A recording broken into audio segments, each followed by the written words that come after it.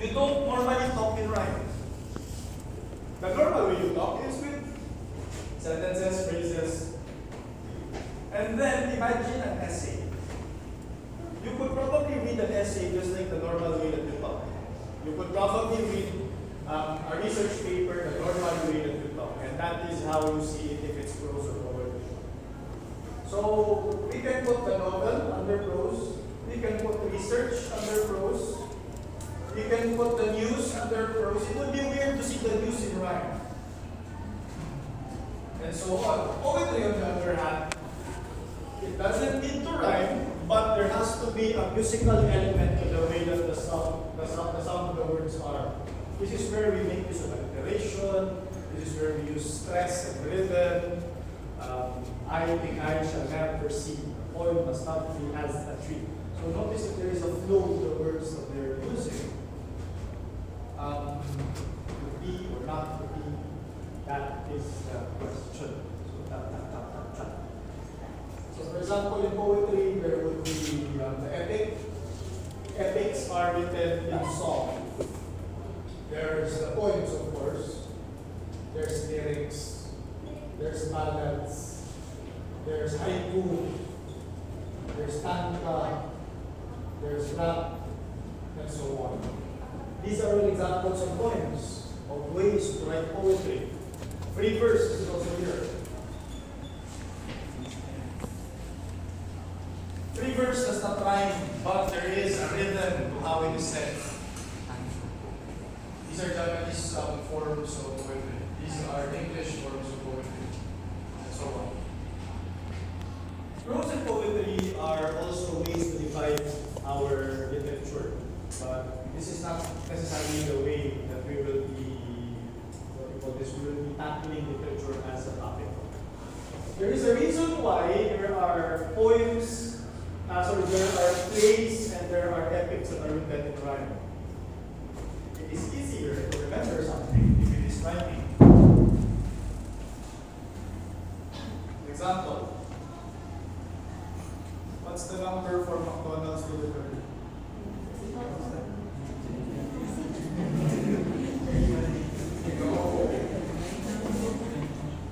It's something 100 McDo. What's for Jollibee? See, it's easy to remember. 87,000 Jollibee delivery. It's easier to remember something if it rhymes. For example, where do you buy generic medicine? Na, na, na, na, na, na, na. Right, man? Yeah, it rhymes. It's easier to remember something if it rhymes.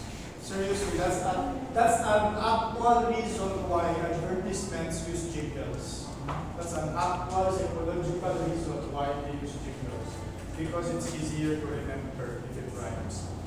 Almost every play written by Shakespeare has rhyme. Because it's easier for the actors to memorize the script. That's the reason why.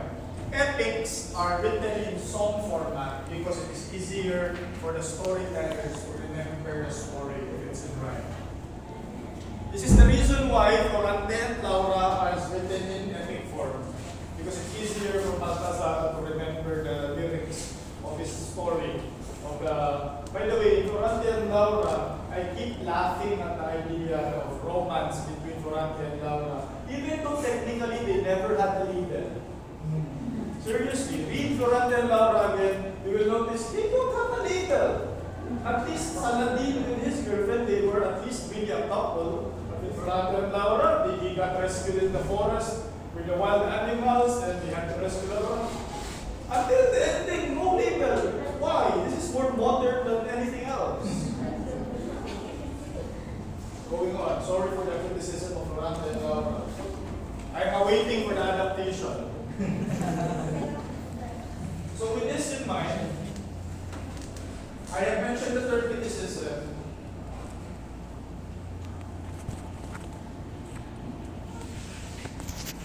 Just like with any form of art, we criticize literature. And that's where we go on with literary criticism.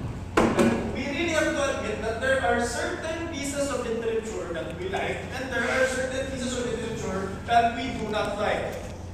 When I was growing up in high school, and when we were discussing Anglo-American literature, as in literature from England and the United States, I never found enjoyment in reading Melville's Moby Dick.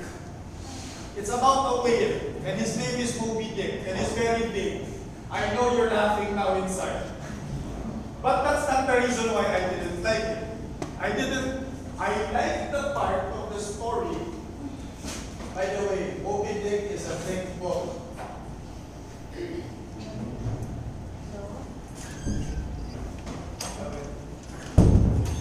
It's a very thick book about whales. Here's my problem with the story. The story is only up to here. The remaining parts of that book is about how to catch a whale. I understand why Melville did that, because he wants the reader to understand the life of a whale sailor. However, it was too much, to the point that it was like reading an encyclopedia. So that's why I don't like it. Other people enjoyed it, not me. I enjoyed Edgar Allan Poe, especially with his stories, but my other classmates, they didn't like Edgar Allan Poe because they thought he was too scary and too spooky. And that's the reason why I liked Edgar Allan Poe, because his stories were spooky and scary. Example, The Cask of Amontillado. It's a story about two friends, and then one of the friends said, okay, I have fresh wine in the catacombs. I have really great wine. Okay, let's go. Let's keep drinking. And then every time that they were walking, glass of wine, yes, perfect. Another shot, yes, perfect. And then when they go to the very bottom, that friend of his, you know what? Last time you insulted me, so I will have an revenge on you. He woke up because he got drunk. After a few minutes, he woke up, he's already chained to the wall. And then his best friend, who's giving him wine all the time, is putting bricks by brick, by brick, by brick, covering him alive. And then the last line of the entire story, rest in peace. It's a beautiful story of friendship. But there are criticisms to it, like it's too murderous, it's too terrible. It depends upon the reader. It depends upon what criticism that we use. In taking my degree in literature, there are many ways that we can criticize a story. There are subjective and objective ways to do it.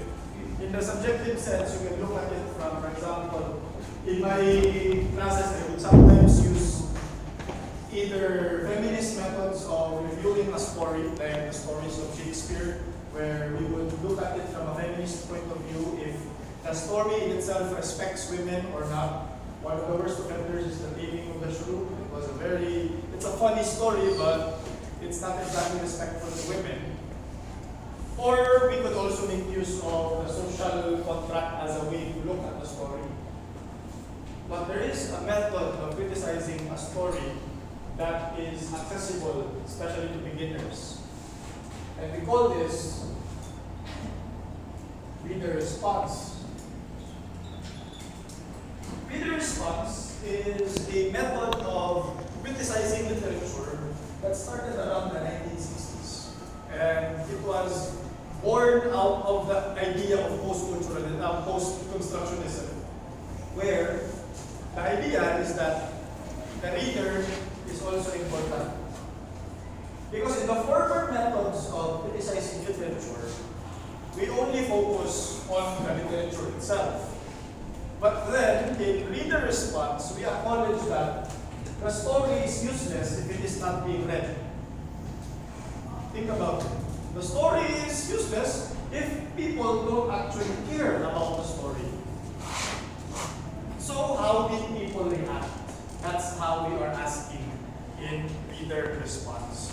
And as the reader, how did you respond to it based on your habitus? When you say habitus, your background as a person in your culture, your society, your economics, and so on.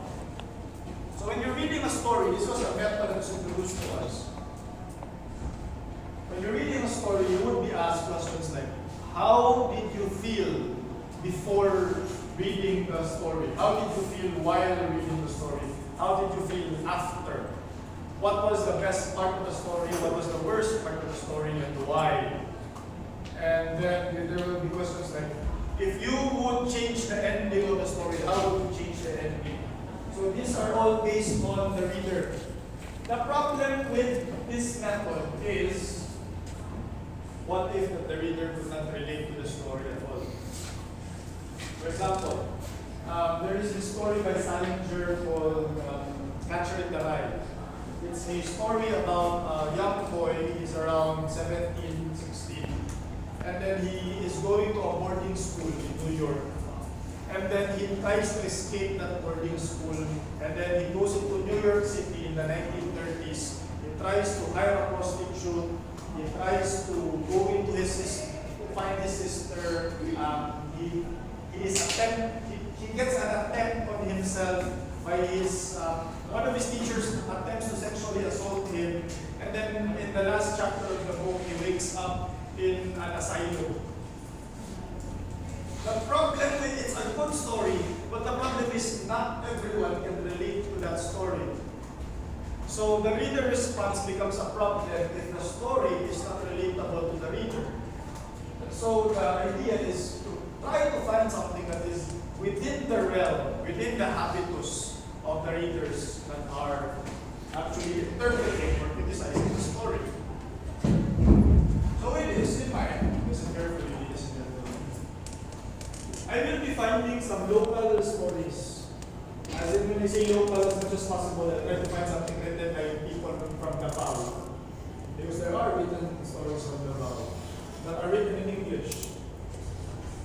I already have two in mind, but one of them is already overdone. There was this one story that I had listened before to read, and I'll probably make you read the story, but you don't need to criticize it because it's been overdone.